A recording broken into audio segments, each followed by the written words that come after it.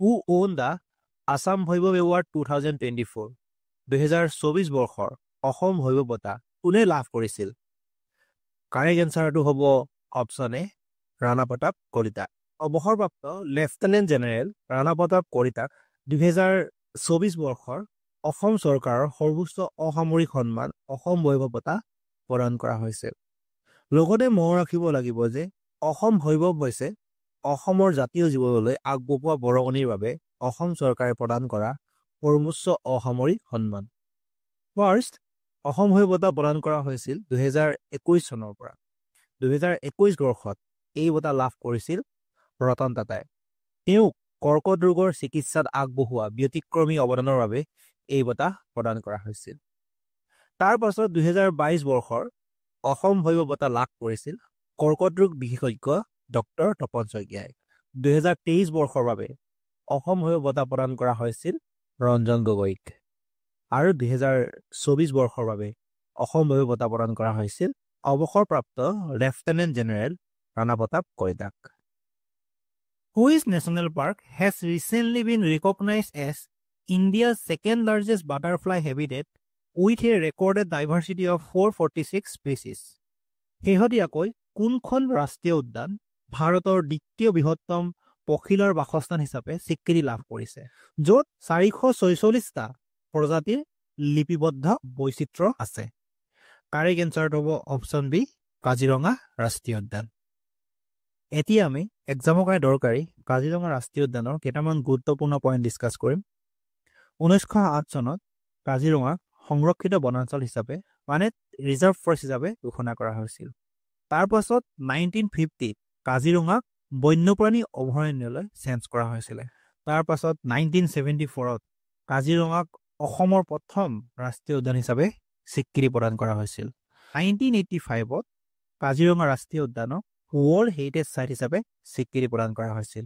তাৰ পাছত 2006 চনত কাজিৰঙাক বাঘ সংৰক্ষণ ক্ষেত্ৰ টাইগাৰ ৰিজাৰ্ভ হিচাপে স্বীকৃতি দিয়া হৈছিল। টাইগাৰ ডেনচিটি কাজিৰঙাত ৱৰ্ল্ডৰ ভিতৰতে ছেকেণ্ড হাইষ্ট আছে। আৰু কাজিৰঙা হৈছে অসমৰ প্ৰথমখন আৰু ডাঙৰ ৰাষ্ট্ৰীয় উদ্যান। বিগ ফাইভ হিচাপে আখ্যা দিয়া 5টা জন্তুৱে কাজিৰঙাত পোৱা যায়। সেই জন্তুকেইটা হ'ল এশিঙীয়া গড়, হাতী, ঢেকীয়াপতীয়া বাঘ, মহ আৰু দল হৰিণ। পৃথিৱীৰ প্ৰায় 2/3 এশিঙীয়া গড় কাজিৰঙাত পোৱা যায়। আৰু আন্তঃৰাষ্ট্ৰীয় পক্ষী জীৱন সংস্থাই কাজিৰঙাক পক্ষীকুলৰ সংৰক্ষণৰ বাবে গুৰুত্বপূৰ্ণ পক্ষী ক্ষেত্ৰ হিচাপে স্বীকৃতি প্ৰদান কৰিছে। Which Assamese cricketer received the Assam Saurav Award 2024? 2024 বৰ্ষত কোনজন অসমীয়া ক্ৰিকেটাৰে অসম সৌৰভ বঁটা লাভ কৰিছে? কাৰেক্ট এনচাৰটো হ'ব option B Uma Chetri. Who received the Assam Gaurav Award 2024 for Vulture Conservation?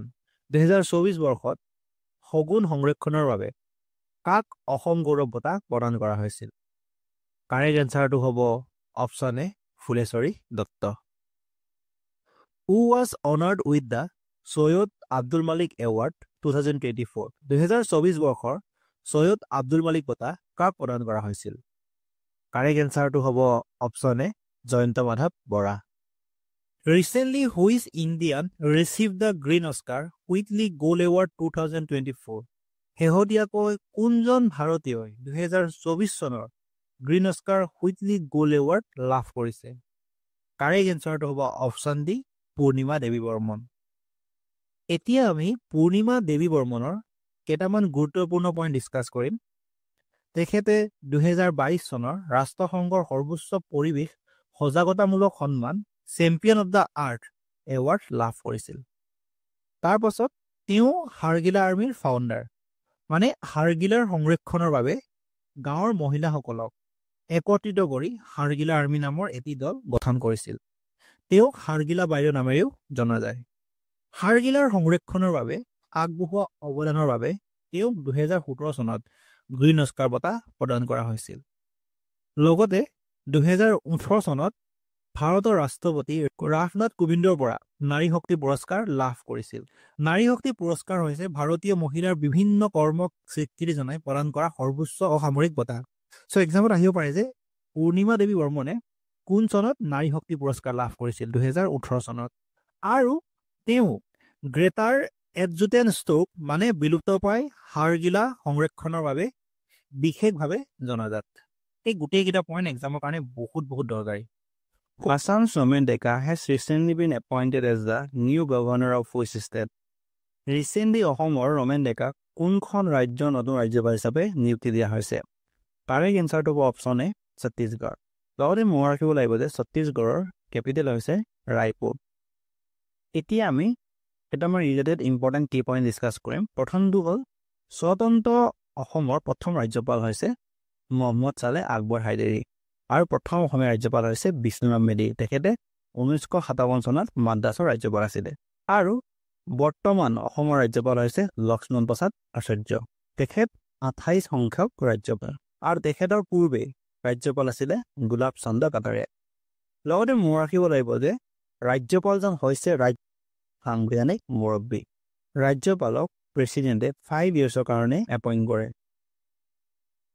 Recently, Assamese language received the status of classical language. As of now, how many classical languages are there in India?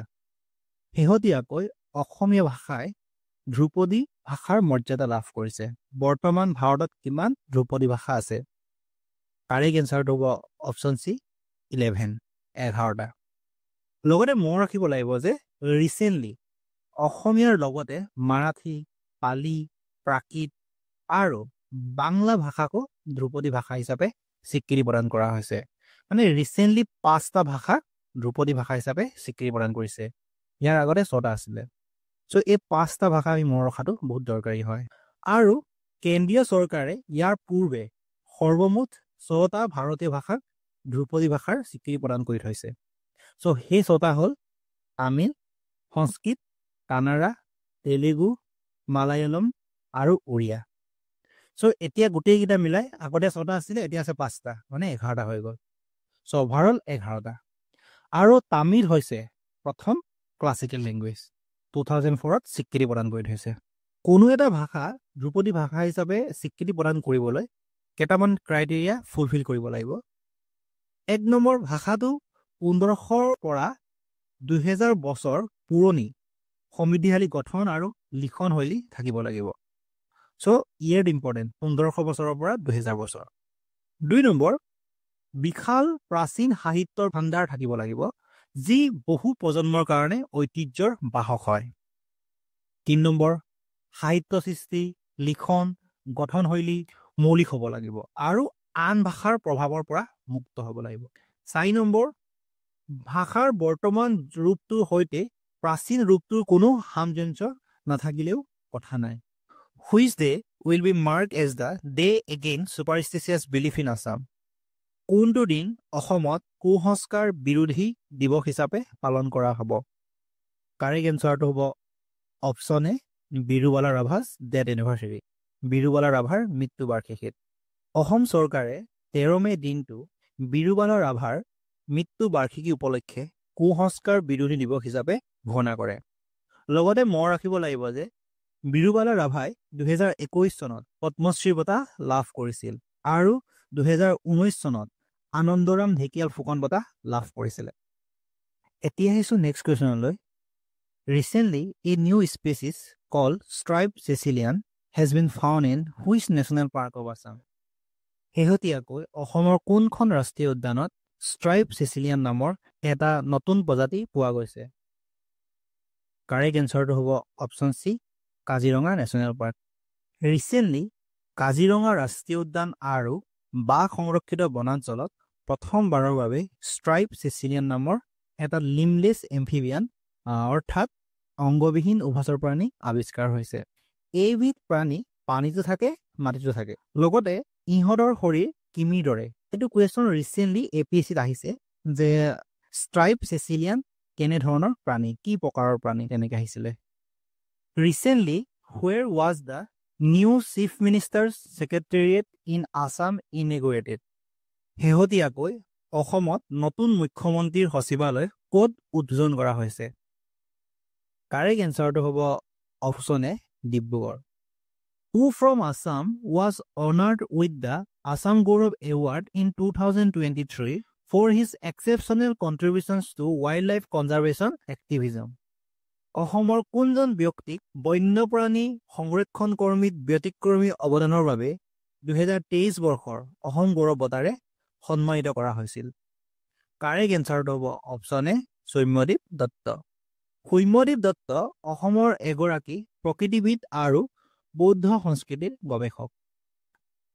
তাৰ পাছত recently the central government has approved the establishment of N Indian institute of management IIM in which district of Assam. শেহতীয়াকৈ কেন্দ্ৰীয় চৰকাৰে অসমৰ কোনখন জিলাত Indian institute of management স্থাপনৰ বাবে অনুমোদন জনাইছে? কাৰেক্ট এনচাৰটো হ'ব অপশ্যন চি কামৰূপ। এতিয়া আহিছোঁ নেক্সট কুৱেশ্যনলৈ। Nadiram Deuri who won the Assam Gaurav Award 2023 is an expert in which dance form of Assam?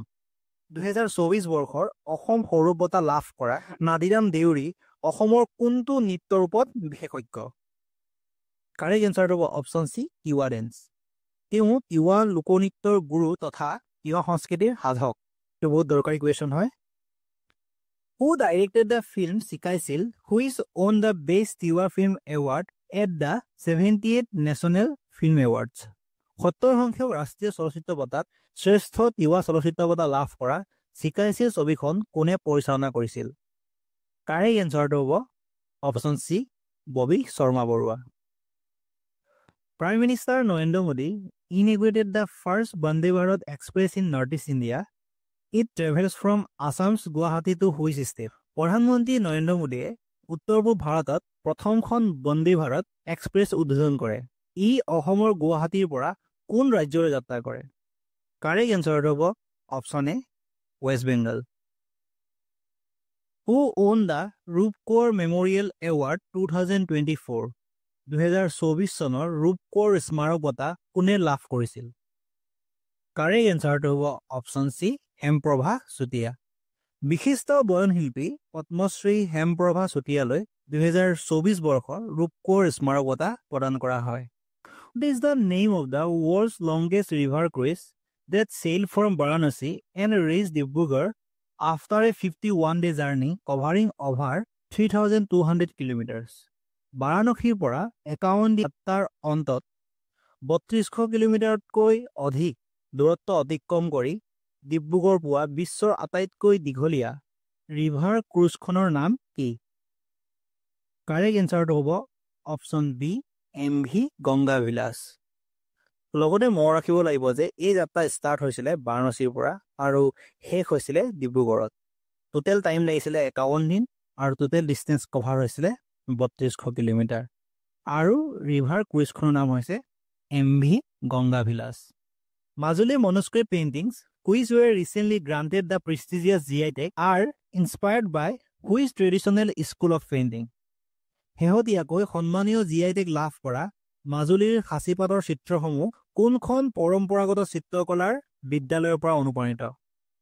Correct এনচাৰটো হ'ব অপশ্যন চি পালা school.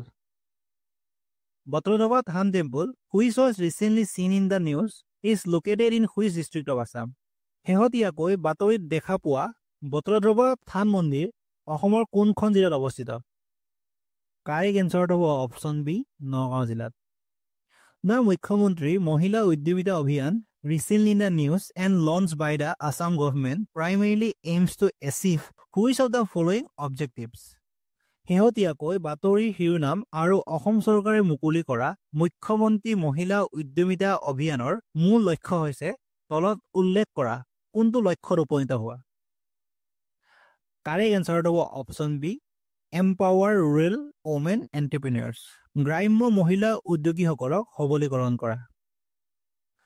Which organization from Assam recently won the Swachh Industrial Park Award?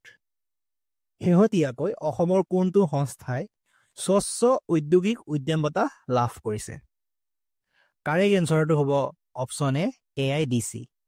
AIDCৰ ফুল ফৰ্মটো হ'ল Assam industrial development corporation. অসমীয়াত হ'ব অসম ঔদ্যোগিক উন্নয়ন নিগম limited. Which national park in Assam celebrated its 50th anniversary and is known for its significant rhino conservation efforts? অসমৰ কোনখন ৰাষ্ট্ৰীয় উদ্যানে 50 বছৰীয়া জয়ন্তী উদযাপন কৰিছিল আৰু গড় সংৰক্ষণৰ উল্লেখযোগ্য প্ৰচেষ্টাৰ বাবে পৰিচিত? কাৰেক্ট এনচাৰটো হ'ব option C Kaziranga national park. Kaziranga ৰাষ্ট্ৰীয় উদ্যান স্থাপিত হৈছিল 1974 আৰু এতিয়া হৈছে 2024, চ' 50 বছৰ অতিক্ৰম কৰিছে। Assam recently launched India's first app-based 100% electric and decentralized bike taxi service named Bio. This service was introduced in which city? অসমে শেহতীয়াকৈ ভাৰতৰ প্ৰথম এপ ভিত্তিক 100% বৈদ্যুতিক আৰু বিকেন্দ্ৰীকৃত বাইক টেক্সি সেৱা বায়ু নামেৰে আৰম্ভ কৰিছে। এই সেৱা কোনখন চহৰত প্ৰৱৰ্তন কৰা হৈছিল? কাৰেক্ট এনচাৰটো হ'ব option C Guwahati. Which university appointed Manabendra Dutta Choudhury as its vice chancellor? কোনখন বিশ্ববিদ্যালয়ে মানবেন্দ্ৰ দত্ত চৌধুৰীক উপাচাৰ্য হিচাপে নিযুক্তি দিছিল? কাৰেক্ট এনচাৰটো হ'ব option C Rabindranath Thakur university. In which national park was the vulnerable mainland sparrow recently spotted? Recently কোনখন ৰাষ্ট্ৰীয় উদ্যানত মেইনলেণ্ড চেৰক দেখা গৈছিল? কাৰেক্ট এনচাৰটো হ'ব option D Raimona national park. লগতে মনত ৰাখিব লাগিব যে ৰাইমনা নেশ্যনেল পাৰ্ক হৈছে অসমৰ 6 নম্বৰ নেশ্যনেল পাৰ্ক আৰু ৰাইমনা নেশ্যনেল পাৰ্ক সোণালী বান্দৰৰ কাৰণে বিখ্যাত। Which Indian actress will be awarded the 2024 Aideu Sandikoi memorial award? কোনগৰাকী ভাৰতীয় অভিনেত্ৰীক 2024 বৰ্ষৰ আইদেউ সন্দিকৈ স্মাৰক বঁটা প্ৰদান কৰা হ'ব? কাৰেক্ট এনচাৰটো হ'ব অপশ্যন বি সীমা বিশ্বাস। সীমা বিশ্বাসে 1996 চনত বেণ্ডিট কুইন চলচ্চিত্ৰত কৰা অভিনয়ৰ বাবে ফিল্মফেয়াৰ শ্ৰেষ্ঠ নৱাগত অভিনেত্ৰী বঁটা লাভ কৰিছিল আৰু তেওঁ বেণ্ডিট কুইনত ফুলন দেৱী চৰিত্ৰটো অভিনয় কৰিছিল। তেখেতে 2000 চনত সংগীত নাটক একাডেমী পুৰস্কাৰ আৰু 2006 চনত দীপা মেহতাৰ ৱাটাৰ চলচ্চিত্ৰত কৰা শকুন্তলা চৰিত্ৰটোৰ বাবে শ্ৰেষ্ঠ অভিনেত্ৰীৰ জেনী পুৰস্কাৰ লাভ কৰিছিল। Which state won the Best State Award at the 5th National Water Awards 2023? 2023 বৰ্ষৰ পঞ্চম ৰাষ্ট্ৰীয় জল বঁটাত কোনখন ৰাজ্যই শ্ৰেষ্ঠ ৰাজ্যিক বঁটা লাভ কৰে? কাৰেক্ট এনচাৰটো হ'ব অপশ্যন এ উৰিষ্যা। ভাৰতৰ ৰাষ্ট্ৰপতি দ্ৰৌপদী মুৰ্মুৱে নতুন দিল্লীত পঞ্চম ৰাষ্ট্ৰীয় জল বঁটাসমূহ প্ৰদান কৰিছিল আৰু 2023 বৰ্ষৰ বাবে কেন্দ্ৰীয় জলশক্তি মন্ত্ৰালয়ে শ্ৰেষ্ঠ ৰাজ্য, শ্ৰেষ্ঠ জিলা, শ্ৰেষ্ঠ গাঁও পঞ্চায়তকে ধৰি 9টা শাখাত মুঠ 38টা বঁটা প্ৰদান কৰিছে। শ্ৰেষ্ঠ ৰাজ্যৰ শিতানত উৰিষ্যাই প্ৰথম, উত্তৰ প্ৰদেশে দ্বিতীয় স্থান লাভ কৰিছে। Recently, where was the 125-foot statue of Lachit Borphukan unveiled? ৰিচেণ্টলি 125 ফুট উচ্চতাৰ লাচিত বৰফুকনৰ প্ৰতিমূৰ্তি ক'ত উন্মোচন কৰা হৈছিল? কাৰেক্ট এনচাৰটো অপশ্যন চি যোৰহাট।